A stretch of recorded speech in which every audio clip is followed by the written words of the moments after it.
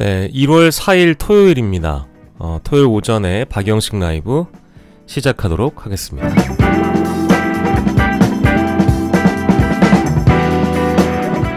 어제는 어떻게 하루를 보내셨는지요? 가슴속에 담아놓은 분노가 사그라들기 전에 오히려 그 분노가 더 커져버린 하루가 아니었는지 모르겠습니다. 불법 계엄 실패 직후 법적, 정치적 책임을 회피하지 않겠다 라고 했던 윤석열. 수사, 재판, 법 적용엔 예외가 없어야 한다라고 외쳤던 검사 윤석열. 지금 내란의 현행범이자 지금도 내란을 지속하고 있을지 모를 내란의 수괴가 자신이 과거 구속시켰던 범죄자들 마냥 구질구질하고 추잡하고 비루하기 짝이 없는 태도로 국헌보다 자신의 안위를 앞세우고 있는 행태를 보고 있노라니, 윤석열이라는 자는 대중의 모습을 드러냈던 어떤 시점부터, 아니 그는 태어날 때부터 위선이었고 지금도 역사상 가장 위선적인 인물로 남게 될지도 모르겠습니다.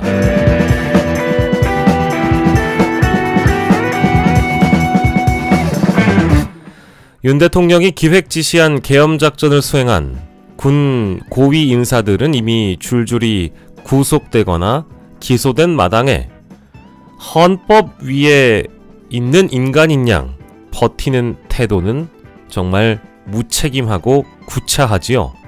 설령 윤상현 같은 인간이 윤석열이 곧 국가다 라는 식으로 말을 한 것을 듣고 짐은 곧 국가라고 말했던 태양왕 루이 14세처럼 지금이 민주주의 시대가 아니라 왕정국가 시대이거나 전제군주 시대인 걸로 착각하는 것은 아닌지, 여하튼 윤석열의 이 생 고집은 오늘까지도 그 기세가 꺾이지 않고 있습니다.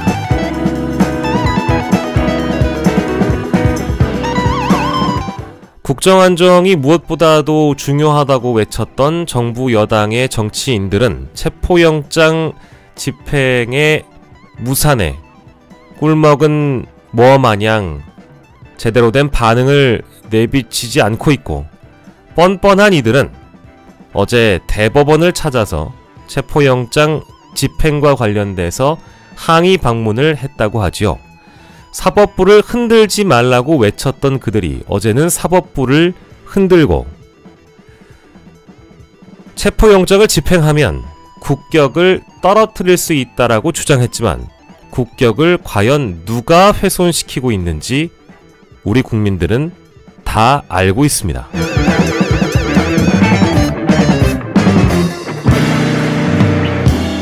윤석열과 국민의힘은 더 이상 국격을 떨어뜨려서는 안 됩니다.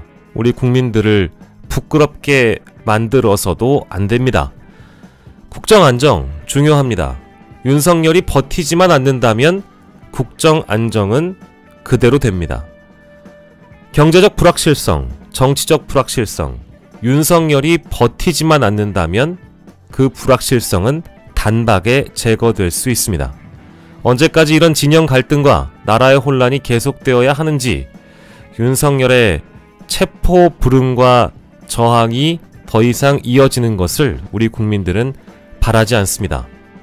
지금이라도 경찰, 특공대 등 모든 가용 가능한 수단을 동원해서 윤석열을 한남동 관저에서 끌어내야 할 것입니다.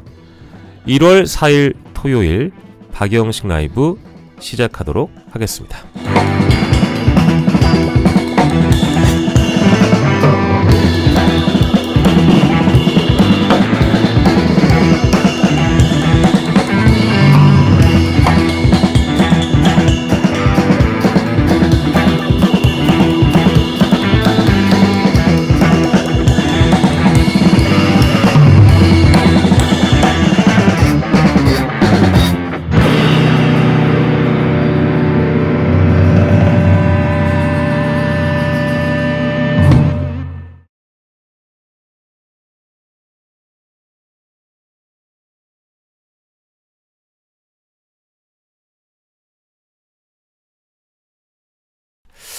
일단은 여러분들이 별로 안 좋아하실 것 같아가지고 눈은 가렸습니다.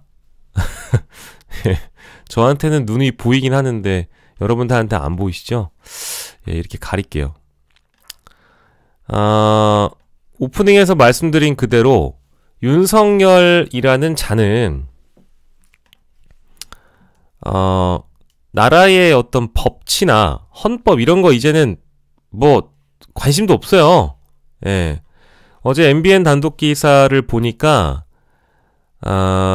체포영장 집행을 하러 이제 공수처와 경찰이 한남동 관저 인근에 들어갔을 때, 경내에 진입했을 때 관저에 있는 윤석열이 뭐라고 주변에 얘기를 했냐.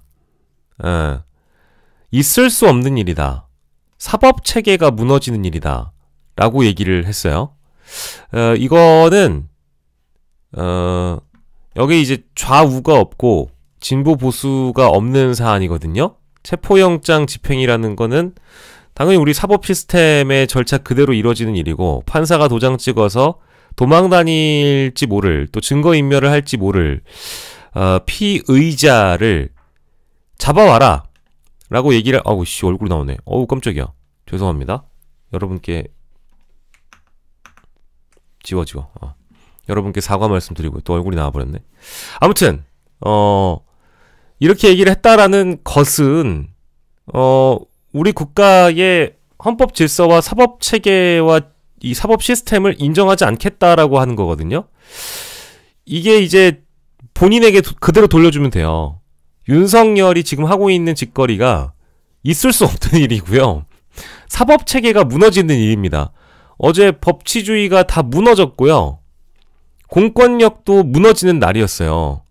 공수처의 무능함과 윤석열 측의 몸부림이 더해져서 우리 국민들 가슴만 답답해지게 만드는, 더 분노하게 만드는 하루였죠. 근데 이 상황에 대한 평가를 과거 법률가였다라고 하는 사람이 이런 식으로 대답을 하고 있습니다. 그러니까 제정신이 아니죠. 저는 뭐 요즘에 전두엽이 마비됐다라는 표현 많이 하는데 우리 지금 딱 심우성님 말씀이 딱 맞아요. 이런 걸 무법자라고 부르는 겁니다. 다른 게 아니에요. 이런 걸 무법자라고 부르는 거고, 이따가 조선일보 사설이나 이런 것도 잠깐 뭐 제목 보여드리고 할 건데, 윤석열은 이미 헌법 위에 있어요. 윤석열은 국가 위에 있고요. 윤석열은 그냥 초법적인 존재가 됐어요. 무법자. 지 마음대로 다 하는 거예요.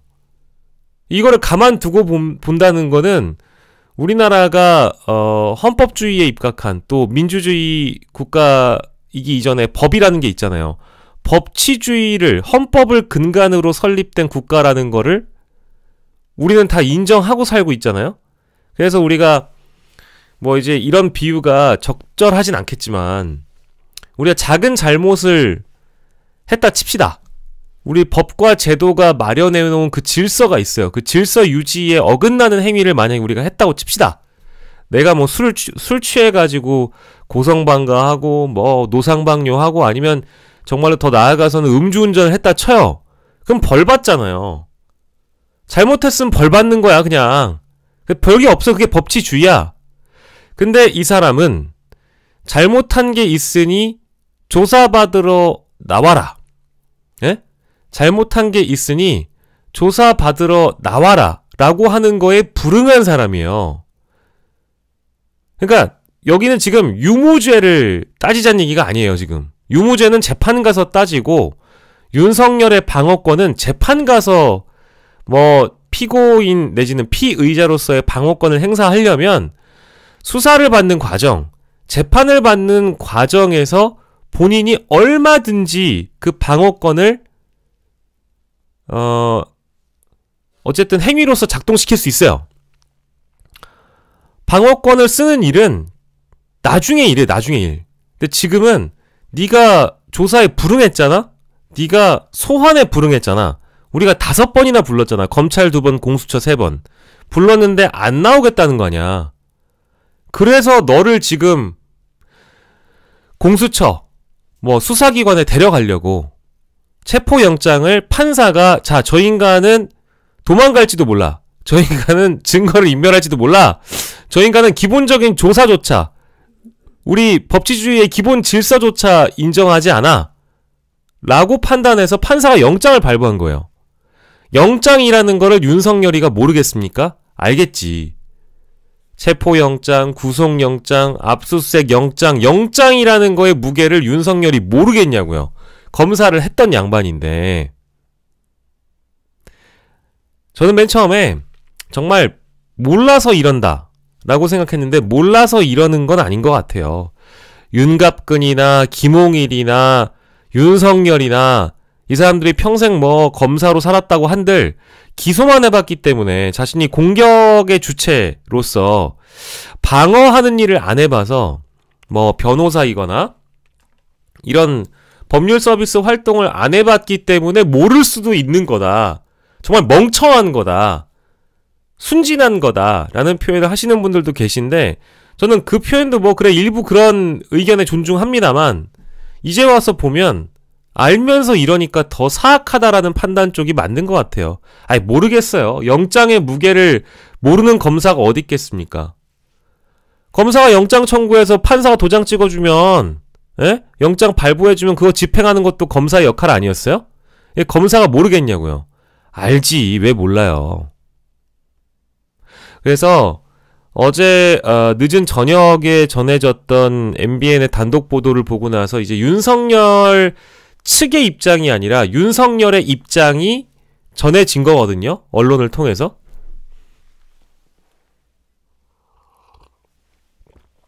근데 이 밑에 내려보면 더 웃겨요. 빠르게 지나갑니다. 윤석열 얼굴 빠르게 지나갑니다. 요즘에 불편해하시는 분들이 많아가지고. 자, 이 보세요. MBN 취재 결과 윤석열 대통령은 어제 관저에서 윤 대통령 변호인인 김홍일 변호사와 윤갑근 변호사, 국민의힘 의원과 만나 공수처의 체포영장 시도를 법리적 측면에서 우려하며 이같이 말한 것으로 확인됐습니다. 관저에서 머물렀던 윤 대통령은 공수처의 체포영장 집행 대치 도중 그리고 공수처가 수색 중지를 선언한 이후 두 변호인단 윤상현과 별도의 회동을 가진 것으로 파악됐다라고 하면서 요렇게 응답을 했다고 해요. 이 수사권에 대한 관할, 즉 경찰만 내란죄를 수사할 수 있다라고 주장하는 측이 있는 것이고 그렇지 않다. 직권남용이나 이런 것들을 수사하다가 중대한 범죄 행위가 나오게 되면 그것과 연관돼서도 수사할 수 있다라는 검찰의 입장이 있었고 공수처는 또 검경 쪽에 수사하고 있던 걸 넘겨받아서 고위공직자와 관련된 비리를 수사할 수 있는 어떤 권리와 권한 이런 것들에 대한 의견들이 막 분분하고 있죠. 아마 재판 가서 이거를 또 다투게 되겠습니다만 지금의 급선무는 일단 요거는 내란 수사와 관련된 것이고 헌재 심판은 또 별도로 봐야 된다라는 의견들이 있습니다.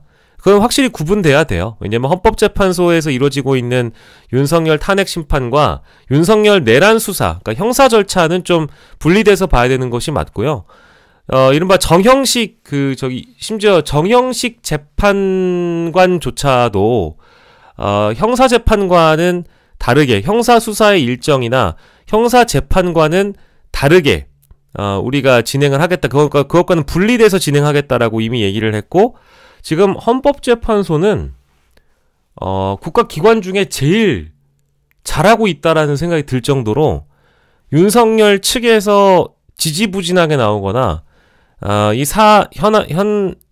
지금 현 사태를 좀 무마시키거나 뭉개려고 하면 하나하나 지적하면서 우리는 그냥 출발한다 라고 얘기를 하고 있단 말이에요. 네. 심지어 정형식조차도 그렇게 행동하고 있는데 여기서 지금 사법 질서를 윤석열 입에서 이야기를 하고 있다라는 거는 저는 가당치도 않다라고 봐요. 그래서 요거를 지금 구구절절히 소개해드리는 게 맞나? 라는 생각이 들 정도긴 하거든요. 제가 이거를 이 인간들의 입장을 다 구구절절 또 설명을 해드리는 게 맞나라는 좀 제 개인적으로 딜레마도 좀 있어요. 왜냐하면 이미 언론에서 뭐 대단한 거 있는 것처럼 소개를 해주고 있거든요. 근데 진짜 정말 말도 안 되는 궤변들 뿐이어가지고 이거를 하나하나 다 옮겨 드리는 게 맞는지 싶기도 합니다. 예, 그 아무튼 여러분들이 걸러서 들어주시고요. 뭐야 이거?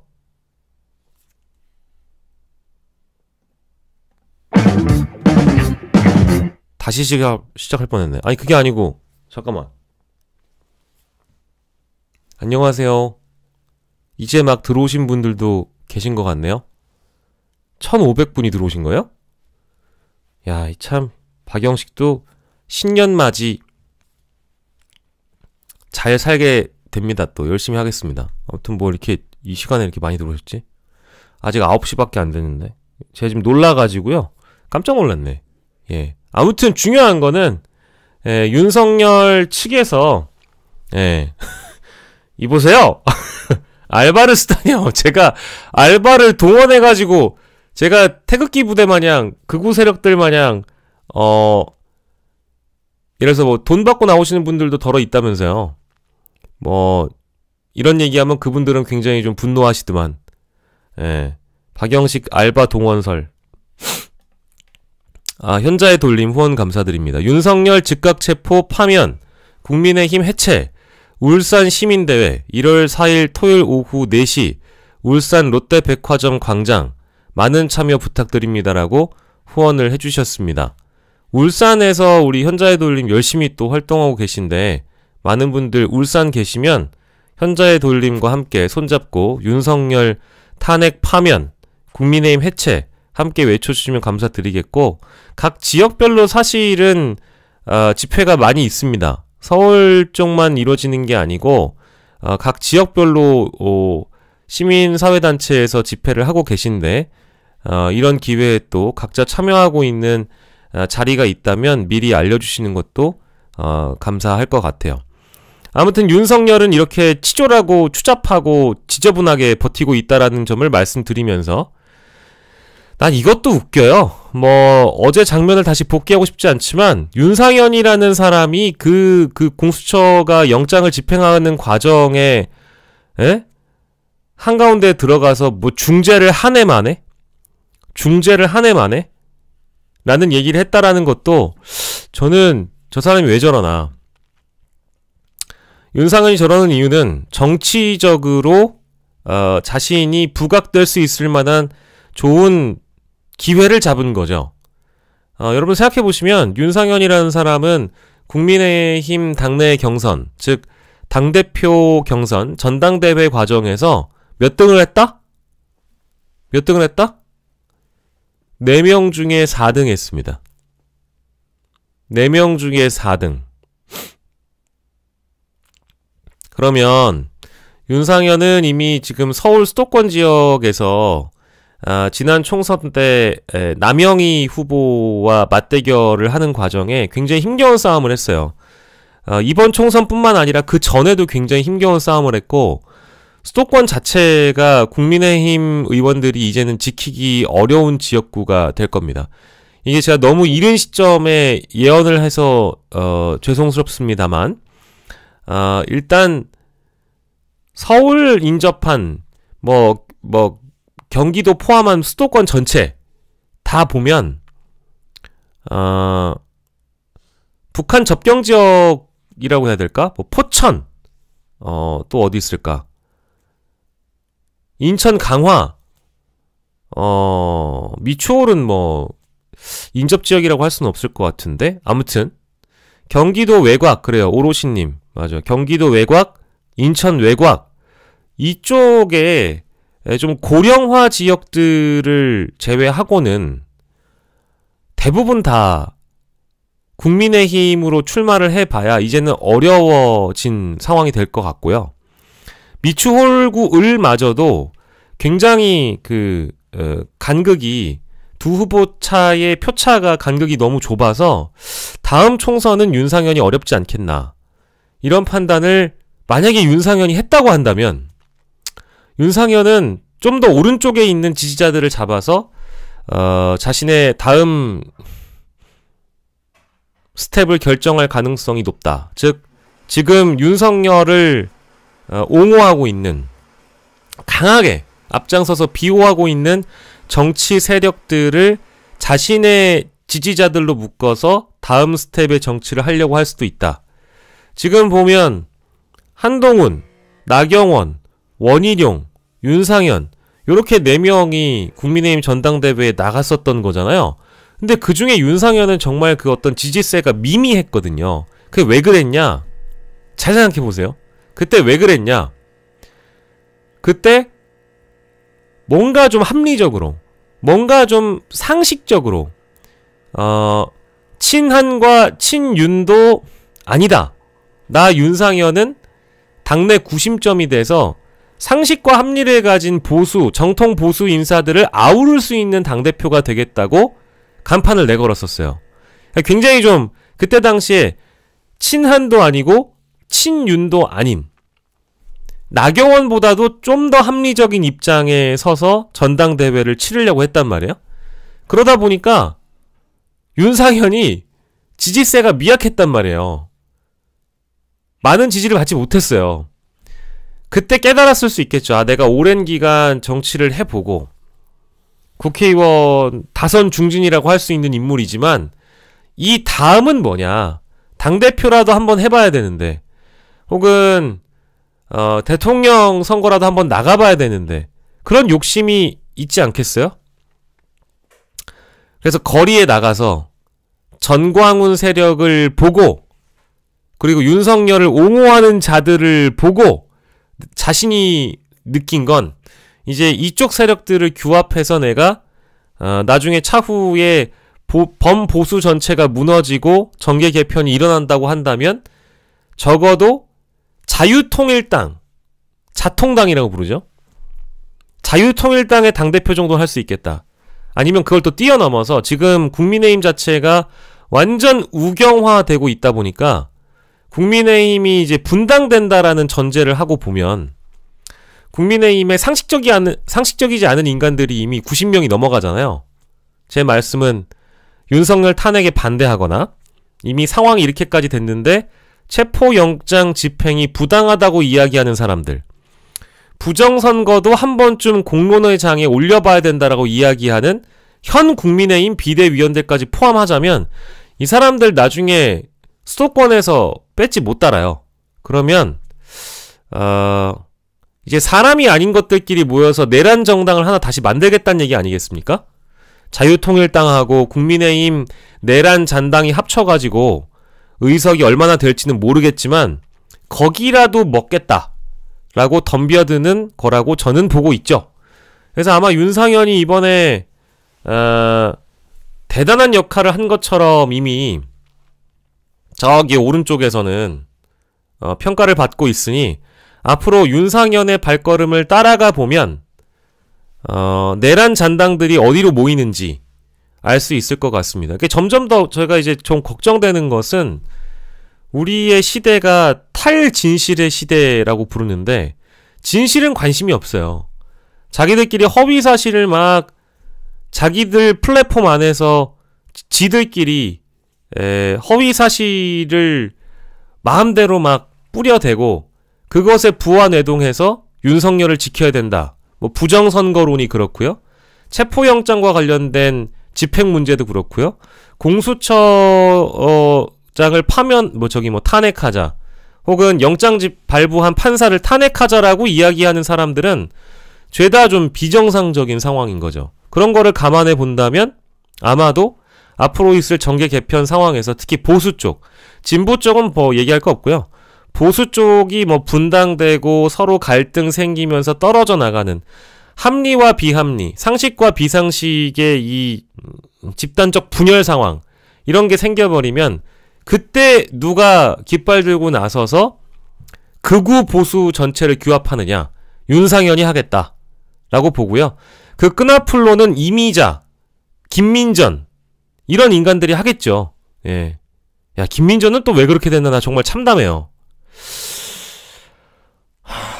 김민전은 원래 진보 인사로 분류되던 시절이 있었는데 김민전은 이제 극우 인사가 됐습니다. 하루아침에 이렇게 됐죠. 아무튼 뭐 윤상현 얘기가 좀 길었습니다. 아 정말. 자 그리고 어제 상황 짚으면서 요거를 좀 짚고 갈 수밖에 없는데 이것도 좀 충격적이었어. 나 어제 이거 오마이뉴스 출연하면서 알았네. 이게요 진짜 어마어마합니다. 그러니까 이게 나는 최상목이 지금 윤석열은 직무집행이 정지가 된 상황이죠. 직무가 정지된 상황이잖아요. 그래서 어떠한 권한도 없는 사람이에요. 그러면 대통령실을 관리할 수 있는 권한 누구냐? 최상목이거든. 최상목이 대통령 경호처는 물러나라. 정당한 체포영장 집행에 대해서 물리적으로 충돌하거나 막지 마라 라고 명령할 수 있는, 지시할 수 있는 권한은 대통령 권한대행한테 있는 거거든요. 윤석열은 신분이 최소한의 경호와 예우만을 남겨놓고 모든 직무에서 박탈을 당한 거예요. 권한을 박탈당했죠. 그 직무 대리를 누가 하고 있냐? 그 권한 대리를 누가 하고 있냐? 한덕수가 하다가 최상목이 넘겨받았잖아요? 그러면 대통령 경호처에 대해서 최종적으로 지시하고 지휘할 수 있는 권한은 현 시점에 누구한테 있냐? 최상목한테 있거든. 그래서 어제 영장 집행이 지지부진했던 이유 중에 핵심적인 것은 최상목이기도 합니다. 자, 그런데 요 보도를 보니까 대통령실 보고에 최상목 대행이 직접 요청했다라고 나와요. 그러니까 이게 뭐였냐면 나는 맨 처음에 경찰 인력 투입을 거부하는 과정에서는 논란이 될 정황도 있었다라고 얘기를 하면서 경찰 수뇌부에 경호 인력 협조를 직접 요청했다 그래요. 근데 이게 뭐냐? 그 101, 202 경비단 있잖아요. 이쪽에서 최종적인 명령을 거부했다라고 하죠. 왜냐하면 영장 집행을 방해하면 특수공무집행 방해 혐의로 이분들이 처벌받을 수 있다라는 위기의식이 분명히 있어요. 공무원들한테는. 연금 박탈 당할 거야? 그렇잖아요. 그래서 202나 101이나 다 그 명령을 거부하거나 현장에 있는 지휘관들이 따르지 않았다라는 거 아니겠습니까? 잘한 거죠. 잘한 거예요. 그리고 사실은 2차 저지선이었던 55 경비단이라고 부르는 우리가 흔히 얘기하는 수방사죠. 수방사 쪽 인력이 경호처의 지휘를 받는 그런 상황인데 그쪽마저도 쉽게 문을 열어줬단 말이에요. 그래서 나는 공수처가 맨 처음엔 나 이 보도를 어제 곽수산 씨가 얘기를 하는데 잘못 알아들은 게 뭐냐면 최상목이 윤석열 체포가 지지부진하니 최상목의 권한으로 경찰 수뇌부에 경찰 인력을 더 투입해라 라고 얘기한 줄 알았어요. 근데 알고 보니까 뭐였냐면 반대야. 이게 반대.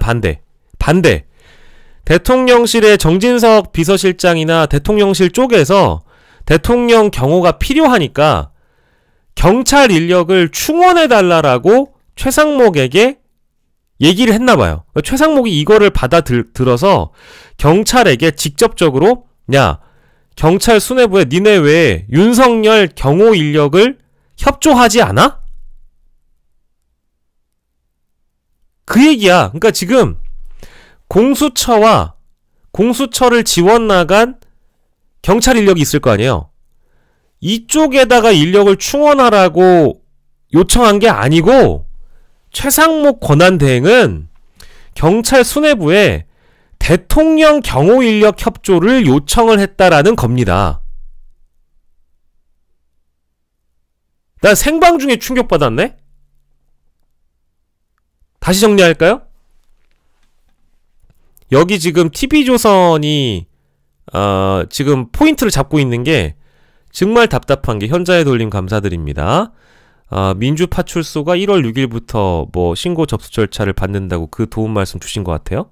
여기 보면 TV조선이 문제를 삼고 있는 건 이제 항명에 대해서 문제를 삼는 것 같아요. 자, 대통령 권한대행이 경찰 수뇌부에 경호 인력 협조를 직접 요청했는데 이마저도 응하지 않았습니다. 대통령 권한대행이 지시를 해도 이행 여부를 경찰이 스스로 판단했다는 건데 이거 항명 아닐까요? 이거를 따져보는 기사인 것 같거든? 근데 보세요. 경호처의 지시에도 불구하고 101, 202 경비단이 경찰 경호 인력 투입을 거부하자. 왜?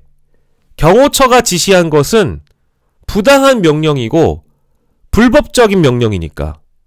경호처가 지시할 수 있습니다. 근데 그 내용 자체가 불법이잖아요. 뭐가 불법이야? 판사가 발부한 체포영장을 집행하는 공수처와 경찰 인력을 막아라! 그 지시 아니에요.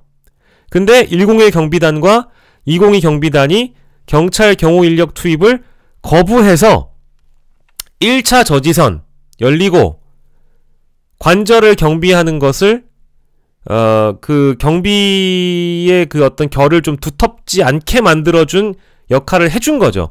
한 걸음 물러난 겁니다. 101 경비단과 202 경비단이. 대통령실은 이를 최상목 권한대행에 보고를 해서 야, 상모가 아직 탄핵 심판이 진행 중이잖아.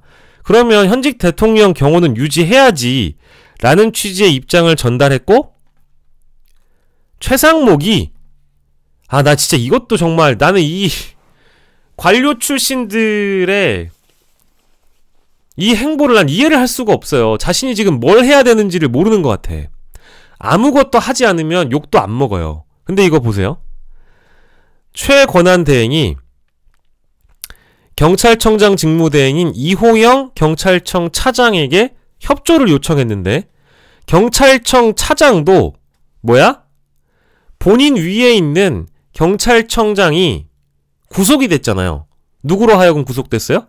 국수본이 구속을 시켰잖아. 공조본에서 경찰에서 직접 자신의 수뇌부를 쇠고랑을 채웠잖아. 조지호, 김봉식 구속되지 않았습니까? 경찰이 확보한 이 계엄의 당사자들, 계엄의 주체들, 계엄에 뛰어든 경찰 수뇌부를 직접 구속시켰단 말이에요. 그걸 봤으니 경찰청 차장, 지금 직무대행을 하고 있는 사람은 이 명령을 들었다가 이대로 이행했다가 고발당하고 연금 뺏기고 구속당하고 내란의 잔당으로 합류될 수 있는 거 아니겠어요? 내란의 잔당으로 규정되는 순간 자신도 내란 세력이 되는 거예요. 그래서 불응한 겁니다. 이걸 항명으로 인식하면 안 돼요. 내란이 있고 나서 지금 한 달이 됐거든요. 근데 아직도 대통령 경호처나 대통령 비서실에서는, 대통령실에서는 여전히 이런 식으로 내란 세력의 어떤 권력을 유지해주는데 도움을 주고 있는 거라니까요. 이거를 제2의 내란이라고 저는 규정합니다. 이게 제2의 내란이에요. 내란이 여러분 끝난 게 아니라니까요.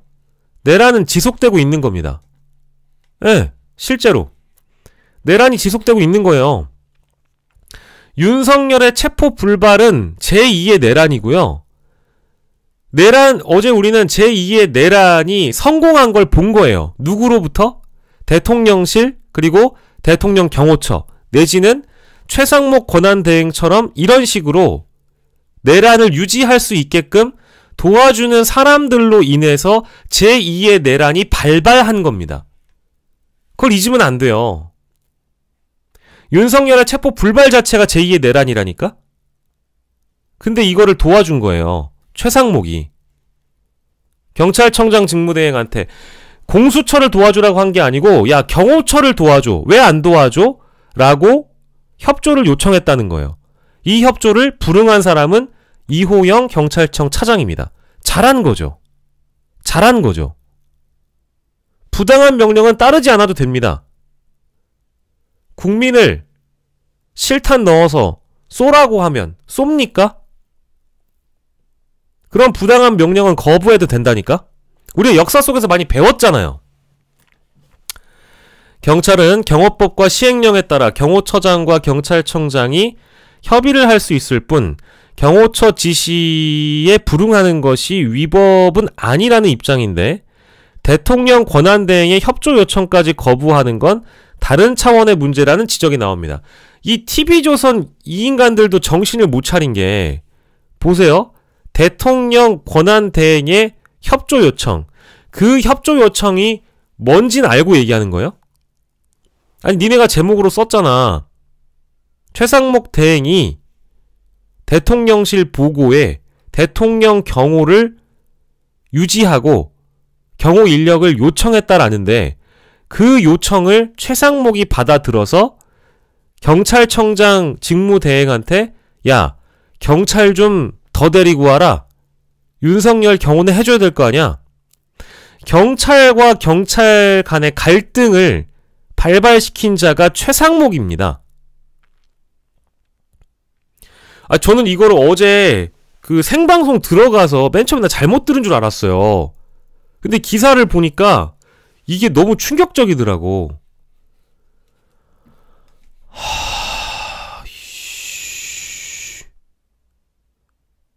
이건 미친 거다. 이거는 제정신이 아닌 거다. 라는 판단이 들었고요. 어제 최상목은 여의도에 무슨 행사가 있었다고 또 갔다고 하지 않아요? 어제 체포영장 집행이 한남동 관저 쪽에서 이뤄지고 있었지만 집행 시도가 이루어지고 있었지만 최상목은 이것과는 전혀 다른 행사에 참여를 했다고 합니다. 대통령 권한 대행으로서. 그럼 뭐야? 최상목은 트위터에 액팅 프레지던트로 뭐 본인의 소개를 바꿨다고 하지 않나? 더 환하게 웃는 사진으로 프로필 사진을 SNS에 또 바꿨다고 하지 않나? 권한대행이 되고 나서 김포에 있는 해병대를 방문해가지고 짬밥도 먹고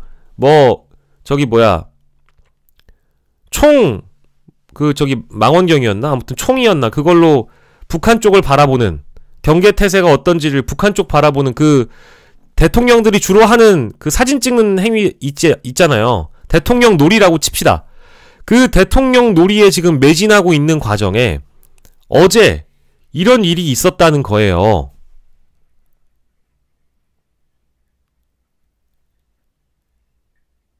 아니 황교안 그래.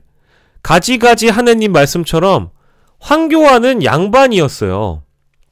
자 봅시다. 대통령 직무대행 권한대행으로서 황교안과 그리고 그때 당시에 대통령 직무가 정지됐던 박근혜라는 사람과 지금의 상황을 비교해보면 박근혜와 황교안은 지금에 비하면 조족지혈이었어요. 세 발에 피었다고. 나 최순실한테 좀 미안하다니까 진짜. 나 박근혜한테도 좀 미안해요. 왜? 지금의 상황을 보면 윤석열이나 최상목이란 사람들은 그리고 윤석열을 위시한 지금 집권 여당이나 흔히 얘기하는 보수 우파 극우 이런 인사들의 행보라는 게 2016년대 그것과는 너무 오른쪽에 가 있고 너무 합법과 상식 그 기준을 벗어나 버렸기 때문에 우리가 알고 있는 기존 질서와는 너무 다른 행위를 하고 있잖아요. 예를 들면 이런 거가 다 그런 거예요.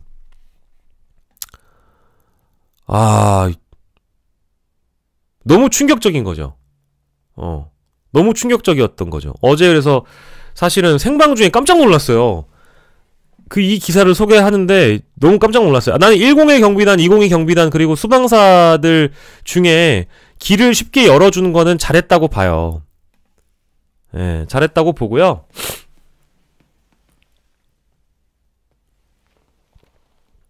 이호영 경찰청장 직무대행은 대통령 권한대행의 협조 요청에 불응한 이유를 묻는 질문에 법과 원칙에 따른 것이고 상부의 부당한 명령과 지시를 여기에 이제 다만이라는 걸 달아놨네요. TV조선도. 다만 계엄 사태를 겪은 군과 경찰이 상부의 민감한 명령과 지시를 그대로 따르기도 어려운 상황을 감안해야 된다는 반론도 있습니다. 아니, 나 진짜 이게 웃긴 게, 여러분 기사의 야마라는 게 있잖아요. 기사의 야마를 항명, 불응으로 잡아놓고, 아니 기사의 야마를 지금 항명과 불응으로 잡아놨거든? 지금 이 기사는? 항명과 불응으로 기사의 야마를 잡아놨단 말이에요. 핵심을, 포인트를. 근데 보면 다만 해놓고 마지막에 계엄 사태를 겪은 군과 경찰이 상부의 민감한 명령이 아니라 부당한 명령과 지시를 그대로 따르기 어려운 것이 핵심이고 이게 정론이에요. 이게 반론이 아니야. 이게 지금 우리 시대의 핵심이야, 핵심. 우리가 비상계엄 있고 나서 계엄군이 시민에게 발포하지 않고 국회에 들어갔을 때, 들어간 것 자체는 잘못한 거지만 수동적으로 국회 보좌관들이나 국회 직원들이나 유튜버들이나 취재 인력들이나 총 쏘지 않고 비상계엄 해제되자마자 어쨌든 바로 나온 이유는 뭡니까? 그 안에 현장에 있는 지휘관이 총 쏘지 마라, 저항하지 마라, 과도하게 진압하지 마라라는 지시가 있었기 때문에 현장에서 일촉즉발의 사태가 없었던 거잖아요. 그렇죠? 그러면 지금 한 달이 지난 상황에서는 경찰마저도 상부의 부당한 명령과 지시가 있다면 그대로 따르지 않아도 된다라는 것을 이제는 교훈 삼아야 됩니다. 반면교사가 아니라 그때 그 계엄군의 지휘관들의 행위, 행동, 지침, 현장 부하들을 어떻게 통솔했는지를 보고 교훈 삼아서 그대로 한 거 아니에요. 그럼 잘한 거죠. 이걸 항명이냐 아니냐를 따질 게 아니라는 거예요. 이걸 항명이냐 아니냐, 상관의 지시를 따르지 않아서, 그리고 심지어 대통령 권한대행의 지시를 따르지 않은 것은 이걸 어떻게 봐야 되느냐, 이거 항명 아니냐, 나라의 질서가 어지럽혀지는 거 아니냐, 이런 식으로 보도를 할 이유가 전혀 없습니다. 제가 말씀드렸죠? 어제 윤석열의 체포 불응과 체포 불발은 제2의 내란이라니까. 이 내란에 동조한 사람들은 마지막 관저 200m 앞에서 스크럼 짜고 개인 화기를 들고 버텼다고 하는 대통령 경호처가 내란 동조 세력인 겁니다. 게다가 권한대행이 이런 일을 실제 했다고 한다면 최상목도 탄핵 대상이에요, 원래. 실컷 설명했고요. 실제 충격을 제가 좀 어제 받았습니다. 나는 경찰 인력을 더 왜 추가하지 않냐라는 그 대목이 최상목이 공수처 쪽 지원 인력을 보강해라, 이 명령을 한 줄 알고, 이제 최상목이 줄을 잘 섰다, 최상목이 단디하고 있구나 라는 판단을 직감적으로 했는데 그게 아니었던 거예요. 그게 아니었던 거야. 아이고, 우리 임광재님, 저자들이 악의 힘으로 지랄 발광하는 기세로 갈 때 이쪽은 선의 기세가 제대로 미치면 더 강하고 멋지고 좋은 똘기가 더 무서운 걸 느끼게 해줘야 됩니다. 그러니까 이제 결기가 더 필요했다라는 거는 저는 동의해요. 경찰 특공대 투입을 했어야 됐고요.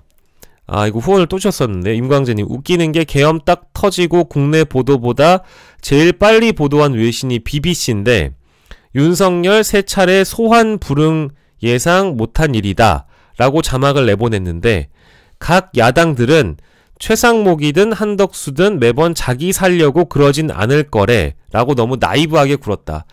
그것도 반성해야 되는 측면이 분명히 있습니다.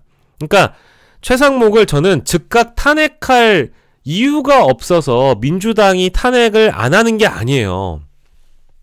지금 상황에서는 권한대행 탄핵이라는 어떤 변수가 권한대행 탄핵이라는 어떤 야당의 선택이 지금 그나마 한덕수 권한대행 탄핵 이후에 우리 증시나 우리 경제나 우리 환율이나 이런 것들에 대해 변동성을 좀 덜 주기 위해서 최상목이 권한대행으로서 적격하지 않다라는 걸 민주당이나 범야권도 충분히 알면서도 소프트 랜딩, 즉 연착륙을 하려고 하는 의지가 있는 거죠. 그래서 최상목한테 계속 연일 경고를 주고 있는 겁니다. 공범인 걸 알면서도, 혹은 방조범, 뭐 공범, 뭐 어떤 표현이든 다 좋아요. 최상목은 제가 보기엔 공범 맞아요. 공범 맞아요. 공범이 맞는데 그 공범인 걸 민주당이 알면서도 지금의 전반적인 전체 큰 틀을 봤을 때 지금 탄핵하기보다는 헌재 심판은 일단 들어갔고 최상목이 마지막으로 마은혁 후보자에 대한 임명을 하는 걸 보고 그 이후에 뭐 특검에 대한 거부권은 이미 썼으니까 뭐 그 이후에 최상목이 권한 대행으로서 적극적인 권한 행사를 하는 것이 아니고 응당 필요한 권한을 적절한 시기에 제대로 발휘하는지를 지켜보고 나서 그것이 미약하다고 하고 미진하다고 하면 그때 탄핵해도 된다라고 판단하고 있는 것 같아요. 저도 뭐 다음 주에 마은혁 후보자는 임명할 것 같아요. 안녕님, 변희재 대표만 체포 불가능을 예측했다. 적중 희망 바램 섞인 민주 유튜버들은 냉정하게 상황을 봐야 한다. 뭐 그 말씀도 맞는 말씀일 수 있겠고요. 예, 제가 그래도 이렇게 하지 않겠는가 라고 말씀을 드린 것은 뭐 여러 보도를 종합해서 일단 말씀드린 거니까. 어쨌든 왜 공범이라고 보냐, 이것 때문에 그래요.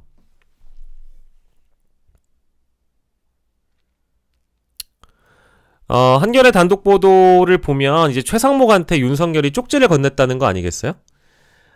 이제 국회가 무력화되면 별도의 입법기구를 만들어야 되니까 뭐 예비비 땡겨와라, 이제 이런 식의 지시가 담겨있는 쪽지인데, 이게 뭐 여러분들 다들 아시겠습니다만 비상계엄이라는 게 대통령의 권한이라고 하더라도 헌법상 보장된 계엄 발동 권한이 있다 하더라도 그 형식과 내용, 절차 면에서 준법하지 않았고 다 위헌위법적인 비상계엄이었다는 건 다 동의하실 겁니다. 근데 그 이후에 계엄이라는 것은 행정부와 사법부를 통할하는 것이지 입법부는 들어가지 않거든요. 입법부를 건드릴 수가 없습니다. 그런데 국회를 무력화시키고 별도의 입법기구를 창설하려고 했죠. 이게 바로 전두환 모델입니다. 국보위라고 부르죠. 국보위. 국보위에서 행정, 입법, 사법을 다 한 큐에 해버리는, 그러니까 전두환 모델을 삼은 것 같아요. 근데 그 예산을 위해서 야, 너 예산을 예비비 땡겨서 준비해라 라는 식의 쪽지를 받고 최상목은 뭐 차관한테 전달만 했지 나는 그 내용 몰랐다, 뭐 이런 식인 걸로 알고 있어요. 그러면 이 사람은 수사 대상이 아니냐 맞냐? 그럼 물어봅시다. 최상목은 수사 대상입니까? 아닙니까? 최상목은 수사 대상이죠. 수사해야죠. 근데 한덕수 하는 거랑 동일하게 야, 하는 거 지켜봐줄 테니까 너 한덕수 하는 거 봤지? 우리 바로 탄핵한다. 에? 바로 탄핵할 테니까 잘해라 라고 지금 연일 경고를 하고 있는 거예요. 근데 쪽지를 받았는데 그거를 피지도 않고 뭐 차관에게 넘겨줬겠어요? 생각해보세요, 여러분들. 내가 이걸 받았어. 내가 뭐 이 쪽지를 받았다고 치자. 이런 쪽지를 받았어요.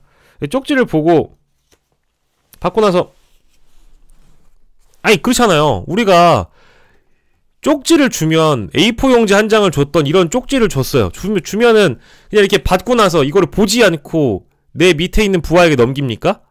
그건 아니지 않겠어요? 그럼 그 쪽지를 이렇게 보지 않겠어? 아니 봤을 거 아니에요. 보거나 아니면 A4 용지를 A4 용지면 더 크니까 뭐라도 봤을 거 아니야. 이걸 믿어요? 나는 몰랐다? 안 보고 넘겼다? 폭탄을 돌렸다? 에이, 그건 아니겠지. 그렇죠. A4죠, A4. 죄송해요. 그러니까 이 쪽지라고 하더라도 제가 이제 이거를 축소시키려고 한 게 아니고, 우리가 이런 쪽지만을 받아도, 쪽지를 받아도 볼 거 아니야. 근데 A4 용지 받았다며. A4 용지를 받았으면 클 거 아니냐고. 그러면 펴봤을 거 아니야, A4 용지를. 이걸 믿어요? 그러니까 나는 최상목도 뭐 잘한다 그래도 기대해보자, 바람을 가지자, 이런, 저는 기대와 희망이라는 건 국무위원들한테 없어요. 전 아예 없습니다. 아예 없고, 한덕수가 권한대행을 한 이후에 뒤통수 치는 거 보고 어차피 다 똑같은 놈들이라고 생각을 했기 때문에 최상목 권한대행에게도 큰 기대와 희망은 없는데, 어쨌든 국정 운영의 안정성 그리고 경제의 변동성을 최대한 줄이기 위해서 더불어민주당이나 뭐 조국혁신당이나 이런 쪽에서도 범야권도 연착륙을 바라지 않겠냐 이거예요. 어쨌든 큰 산은 하나 넘었잖아요. 최상목을 압박해서 헌재 재판관 2명을 임명했고, 아마 다음 주에 제가 보기엔 마은혁 후보자도 임명할 수밖에 없어요. 여러분들 국회의장이 이미 증거로 보여준 합의 문서 아시죠?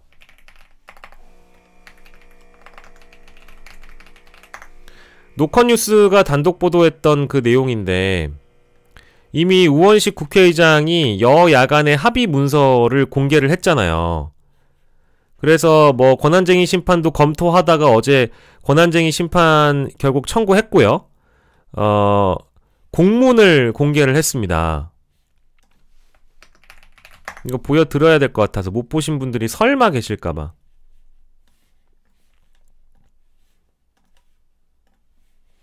예, 보세요. 이게 뭐냐 이거야, 이게. 에?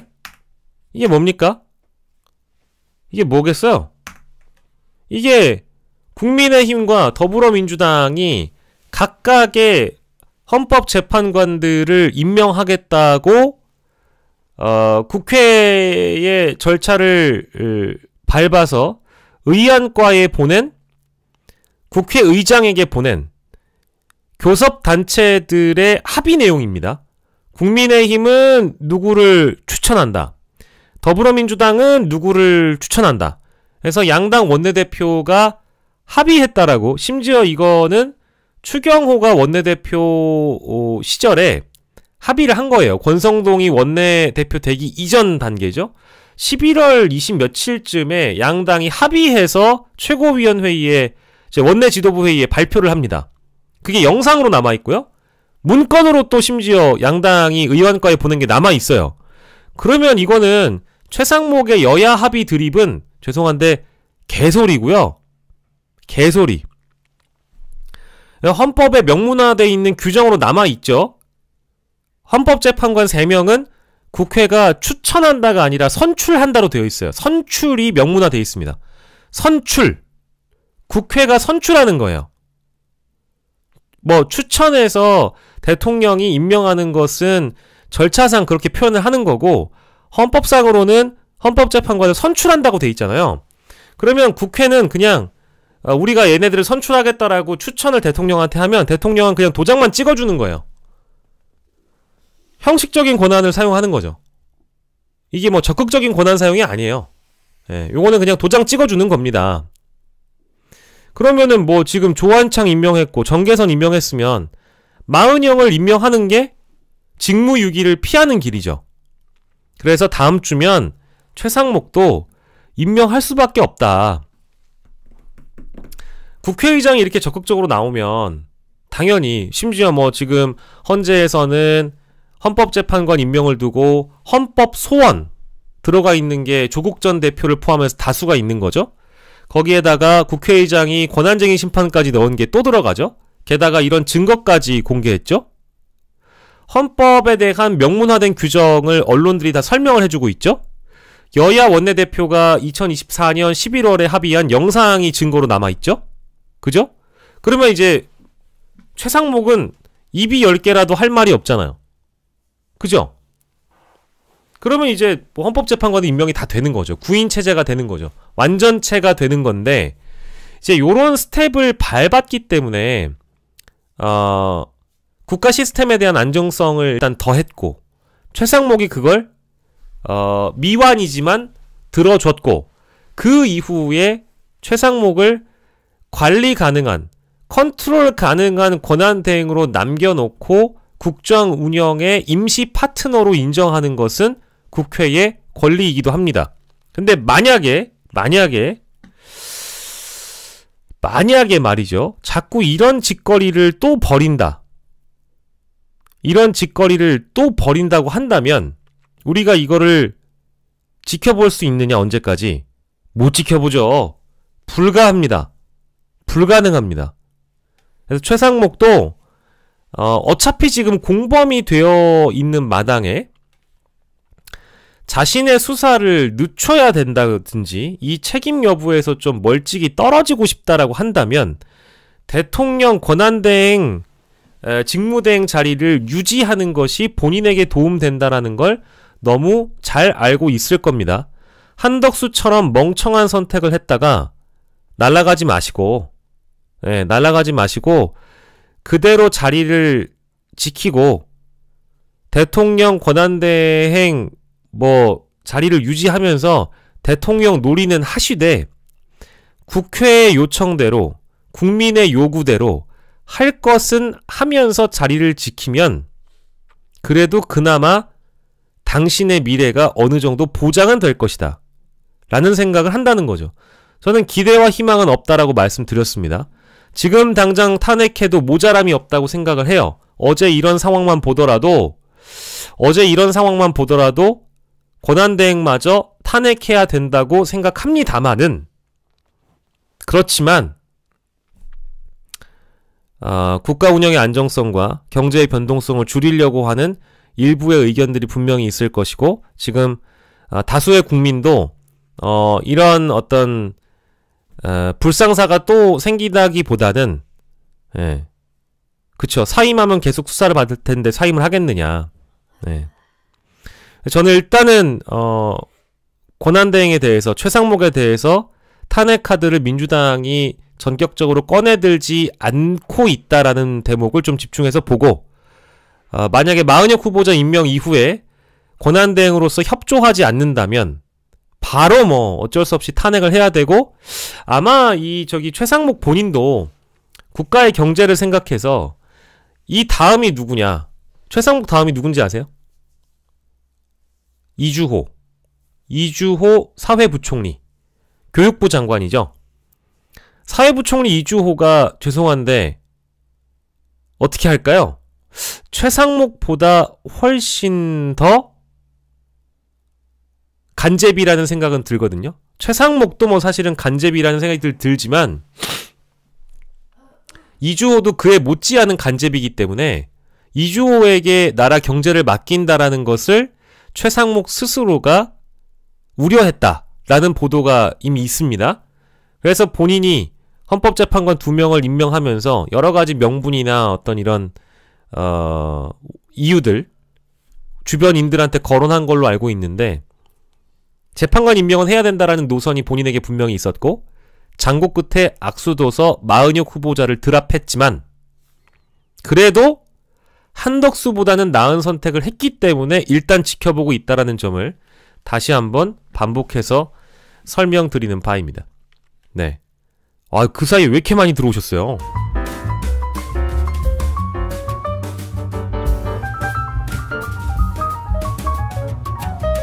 여러분께서는 지금 품격이 넘치는 박영식 라이브를 함께하고 계십니다.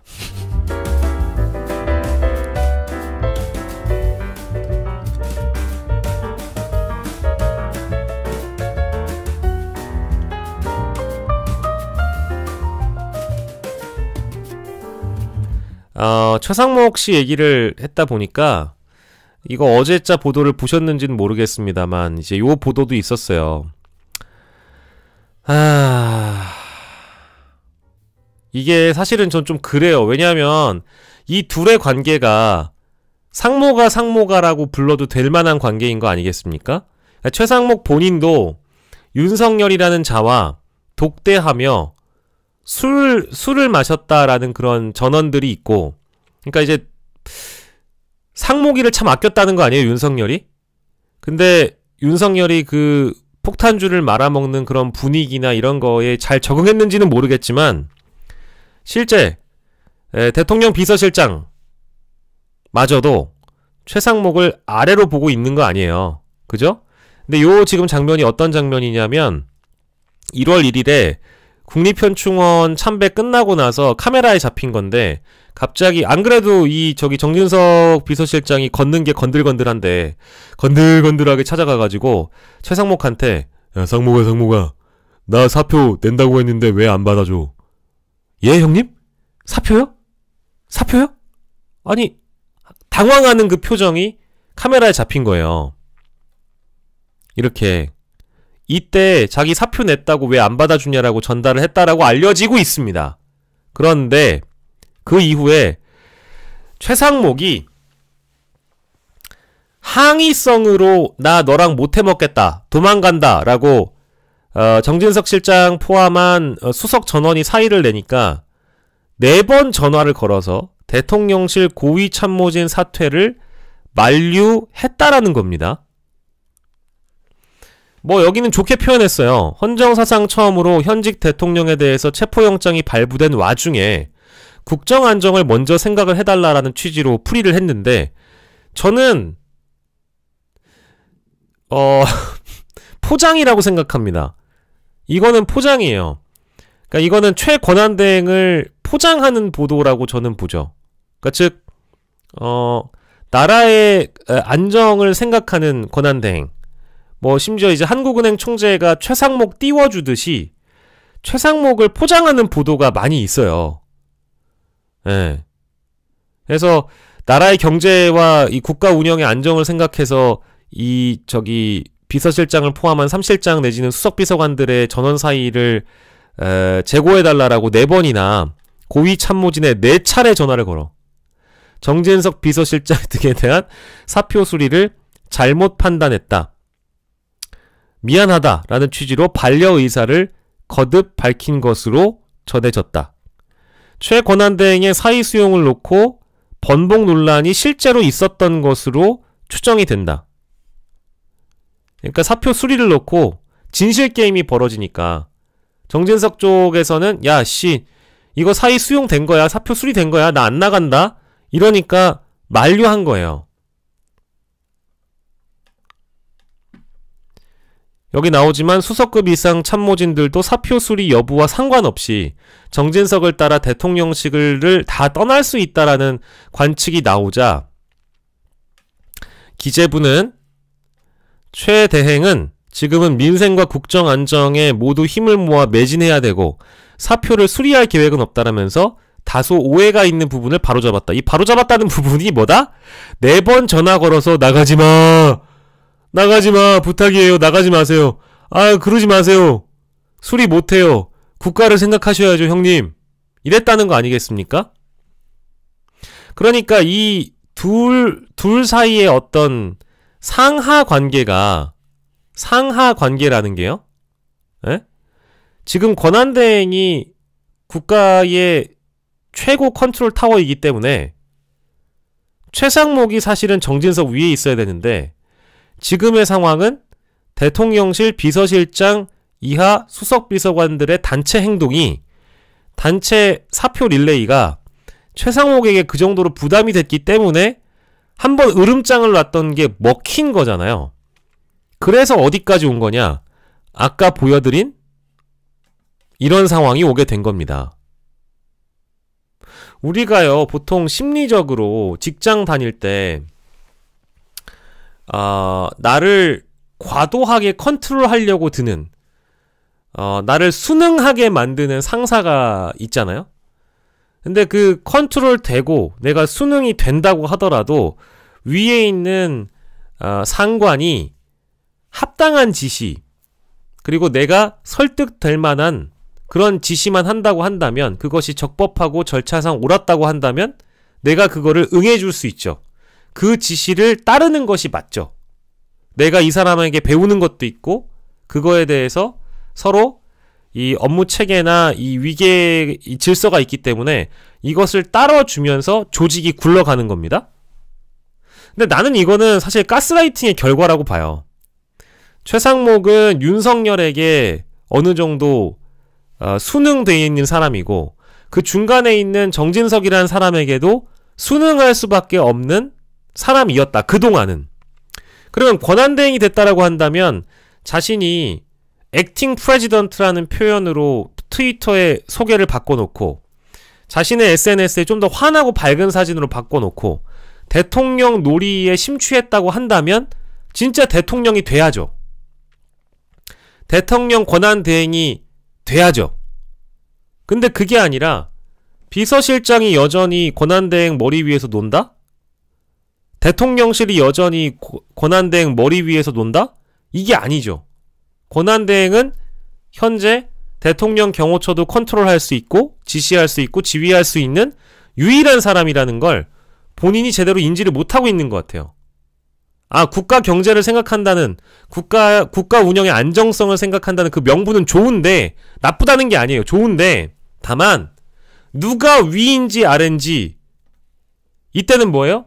누가 위인지 아래인지 아따 형님 모르겠어? 내가 막 권한대행이야? 사표 냈어? 다 꺼져. 윤석열 체포영장 집행 거부해? 밟아버려. 이걸 해줘야 되는데 이걸 지금 최상목이 안하고 야 그 상목아 야 상목이 많이 컸네. 야 상목이 이 새끼 너 이 새끼 나 사표 낸다. 상목아 나 사표 냈어. 수리해줘. 너 이 새끼 너 헌법재판관 임명했어? 야 우리 다 사표 내. 사표 수리해줘. 이래버린다고 한들 바짝 쫄아붙을 게 아니라 내가 누군지 모르겠어 형님? 이랬어야죠. 근데 여러모로 아쉽다라는 말씀을 드립니다. 여러분께서는 지금 박영식 라이브와 함께하고 있습니다.